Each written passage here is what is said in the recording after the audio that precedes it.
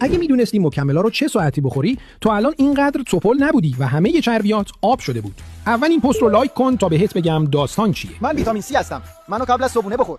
اول صبح قند خونتو تنظیم میکنم و نمیذارم هوس قند و شیرینی کنی. حتی یه شاعر گمنامی یه شعر بسیار زیبا درباره من داره که گفته بسی رنج بردم در این سال سی، تنها مزیتش این بود خوردم ویتامین C. من ویتامین D هستم. من هم امگا 3 هستم.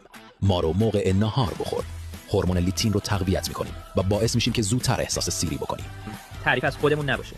اگه یه برنامه به اسم ویتامین ابدی بسازن، ما دوتا با اختلاف زیاد برنده میشیم. من ویتامین ای هستم. منو بعد از نهار بخور. جلوی آسیب به سلول ها رو میگیرم و نمیذارم پوستت خشک و چروک بشه. اگه دوست داری مثل دوالیپا جیگر بشی، از من غافل نشو. من زینک هستم.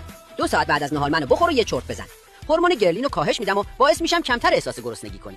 عملکرد تیروئید رو بهتر میکنم و باعث افزایش سوخت و ساز بدنت میشم. من منیزیم هستم. منو قبل خواب بخور. نمیذارم هورمون استرس زیاد بشه و باعث لاغری شکمت میشم. چند سال پیش یه شاعر در وصف من آهنگ خوند.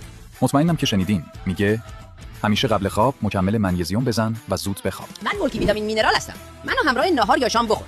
هر چی مکمل قبل از من دیدی رو بنداز دور. من 13 نوع ویتامین و 11 نوع مواد معدنی دارم. با خوردن من بدنت دیگه هیچ کمبودی نداره.